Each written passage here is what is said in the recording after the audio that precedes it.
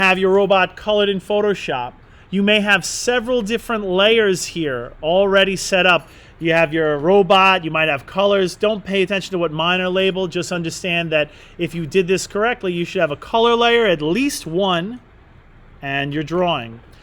Your background layer, which is all white, the eyeball should have been clicked off of that one so you don't see it, so it looks like mine.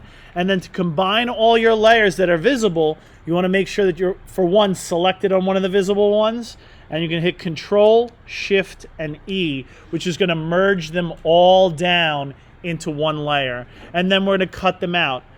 I started doing that, so I do have still a few that haven't been cut out. As a quick reference or a reminder, you grab the rectangle marquee tool. You select around one of those pieces. You make sure you're on the layer that it's on. Control X to cut it out. Control V to paste it. Make sure you give it a proper name so you know what's what. We don't have nearly as many layers this time as we do when we did the face, but with that they should be labeled. I have two more pieces to cut out. I'll cut out my body. Again, Control X and Control V. Give it a name. And then whatever you've set up, however you've done this, come on. It should be the last layer. You don't have to cut out anything. That last layer should be one last little piece, and that's my right leg.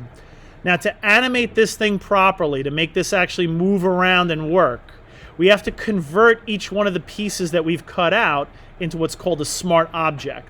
To do that, you want to make sure you click on the layer itself and have it selected. You can only do that one at a time. We're going to go to Layer, and under Layer, you're going to look for Smart Objects, okay? And then Convert to Smart Object. You'll know you did this correctly because each one of those layers should have a little logo in its little preview. If you look at the thumbnail down here in the layer window, the ones that are not smart objects don't have this little logo in the bottom right corner. Well, the body doesn't have it, so again, click on it, go to Layer, go to Smart Objects, Convert to Smart Objects. Go to the right leg, go to Layer, go to Smart Objects, Convert to Smart Objects. You might be able to figure out, you can just right-click on the layer and do that. If that's confusing, just do them one at a time this way. Each one of my layers that I'm going to animate needs to be converted into a smart object. Now, what I can do is I can take my Move tool, and on my sort of screen, I want to rearrange the robot's body parts so that he's assembled. However you've created him, that he's assembled. Now, if you have issues where something isn't overlapping the way you want, like for example over here, I have one leg that's in front of the body and another leg that's behind the body. So what I want to do is I can go to my layer window and just adjust the layer order. I think for all of you, the body should be one of the bottom layers. Everything else should probably be on top of that. Once you have your whole robot together and you want to move the whole thing together, you can take your Move tool, instead of clicking directly on the actual object, you can click through like what I just did, and you'll notice that it's selected everything. And if you need to kind of center your guy or whatever it is, you could do that. To get out of that, you just click off of them and back on to the piece that you want. Now we're going to go ahead and open up our timeline. Okay? We've used the timeline before. I've already hit Create Video Timeline on mine, so you'll notice that mine is already broken up into the purple bars, our purple layers.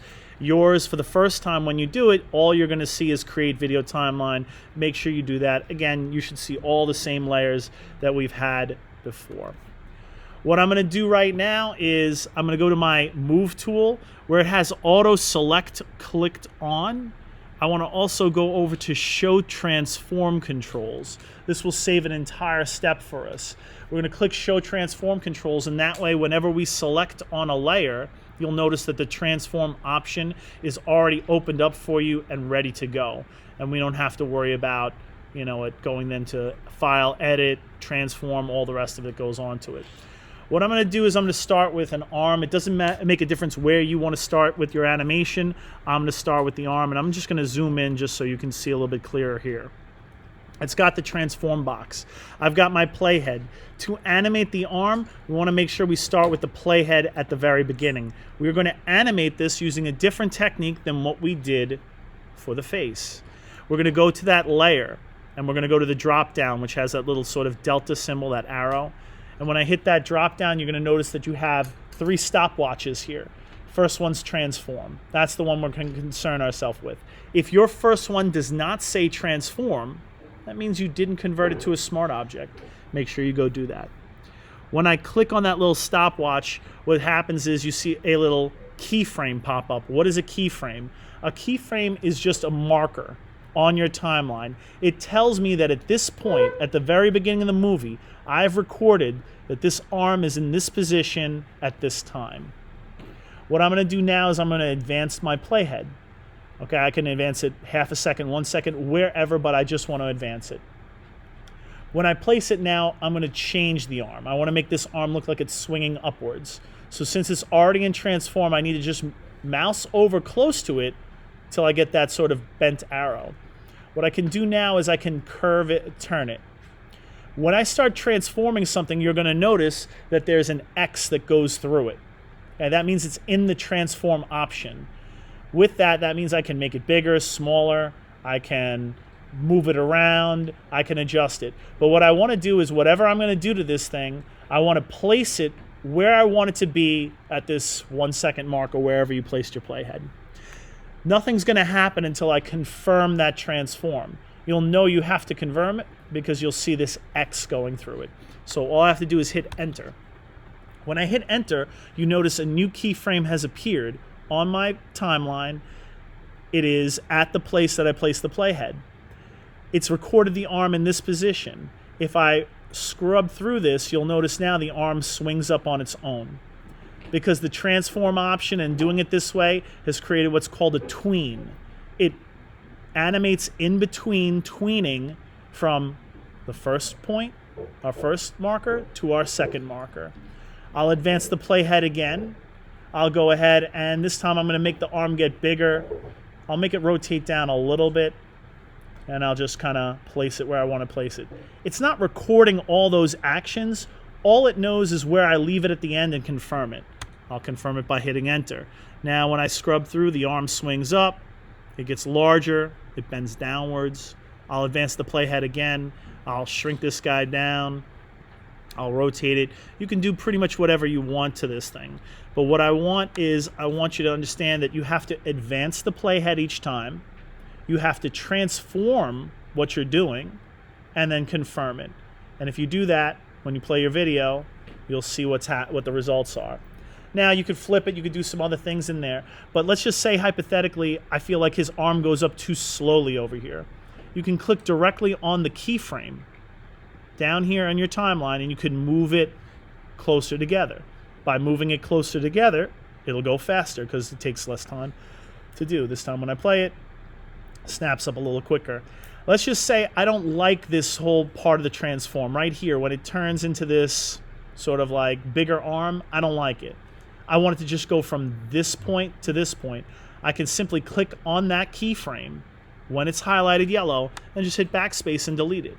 I've deleted one step, so now all the computer knows is that here's where the arm is at this point, and here's where it needs to be after that. So you can adjust it accordingly. I want you to make all the body parts move. The arms, the head, and the leg. You can just make them wobble back and forth if you want. But I want to make everything move, and you can be creative in how you do that. But use about half of your movie, half of your 5 seconds to do that. What we're going to do after that is I will show you how to then make your character walk across the screen from one side to the other. You might be able to figure that out. I will try to show you the easiest way to do that. If I was going to go ahead and start animating another part of this body, let's say like the head, I would click on the head, make sure that I move my timeline, my playhead all the way back to the beginning. I'll go drop down my animation options, get to transform, activate it so I have at least one keyframe at the beginning. And then again, advance the head, advance the playhead. I'm going to tilt him this way. I'm going to go ahead, advance the playhead again. I'm going to tilt him back the other way. Again, it's up to you how you want to make him move. But make everything move at least a little bit so his head bobbles a little bit back and forth. Again, I can make that happen much faster by simply just dragging those keyframes together. If you don't advance the playhead as you're doing this, then you're not really doing anything, because you're just putting one keyframe and replacing it with a new one. So you have to make sure that you always have to be aware of when things are going to happen. Obviously, this is a Photoshop document. At this point, whatever you do, make sure you're saving it along the way. Again, spend about 2 to 3 seconds making everything, all the limbs on the body and the head, move around. Once you're done with that, I'll show you guys in the next video how to make him walk across the screen. And with that,